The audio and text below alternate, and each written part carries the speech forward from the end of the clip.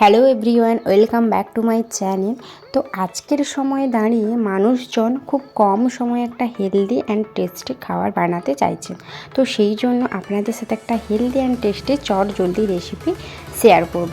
তো প্রথমেই দেখতে পেলেন আমি কিছু কাঁচা বাদাম ভেজে নিলাম। তারপর একটা প্যানে সামান্য পরিমাণে তেল দিয়ে তাতে কালো জিরে ও 5-6টা কারি পাতা দিয়ে দিলাম, দিয়ে একটু নাড়াচাড়া করে নিলাম। তারপর এখানে আমি সুজি নিয়ে নেব, আর সুজিটা এখানে দিয়ে দেবো। আপনি আপনার পরিমাণ অনুযায়ী এখানে সুজি দেবেন। আমার পরিমাণ অনুযায়ী আমি এখানে সুজিটা দিয়ে দেবো। তো চলো এখানে সুজিটা দিয়ে দিই। তো সুজিটা দেওয়ার পর এতে একটু ঘি দেবো, তাতে স্মেলটা খুব সুন্দর পাওয়া যাবে, সেই জন্য এখানে আমি ঘিটা ব্যবহার করছি।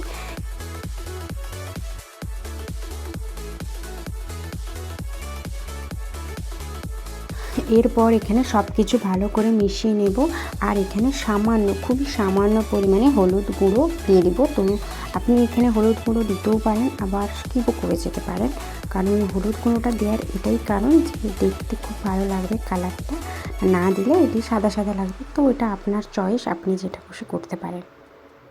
তারপর সুজিটা হালকা ভাজা হয়ে গেলে অল্প পরিমাণে জল দিয়ে দেবো। দেখো আমি এখানে অল্প পরিমাণে জল দিয়ে দিয়েছি।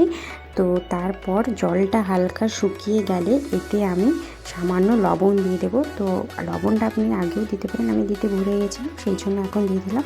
আর এখানে কাঁচা লঙ্কা কুচি কুচি করে দিয়ে দেবো, তাতে হালকা ঝালও লাগবে, খেতেও ভালো লাগবে। তো এখানে কাঁচা লঙ্কাটা কুচি কুচি করে দিয়ে দিলাম। তারপর আগে থেকে যে বাদামগুলো ভেজে রেখেছিলাম সেগুলো হালকা এখানে কুচিয়ে নিয়ে দিয়ে দিলাম। তো তারপরে এখানে স্বাদের জন্য হালকা চিনি দেব। তো আপনারা কেউ যদি মিষ্টি খেতে না ভালোবাসেন তো নাও দিতে পারেন। এখানে দেখতেই পাচ্ছেন পরিমাণটা খুবই অল্প পরিমাণে, তো তাতে টেস্টটা ভালো লাগে।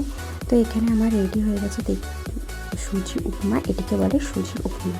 তো আপনারাও চাইলে এভাবেই বাড়িতে বানিয়ে খেতেই পারেন, খুবই কম সময়ে একটা হেলদি অ্যান্ড টেস্টি খাবার। তো সত্যি কথা বলতে এটি বানাতে আমার শুধুমাত্র 2 মিনিট টাইম লেগেছে। আপনারা দেখতেই পেলেন কত একটা ইজি রেসিপি। তো ভিডিওটা ভালো লাগলে অবশ্যই like, comment and share, and আমার চ্যানেলটিকে অবশ্যই সাবস্ক্রাইব করবেন। তো দেখা হচ্ছে নেক্সট কোনো ভিডিওতে।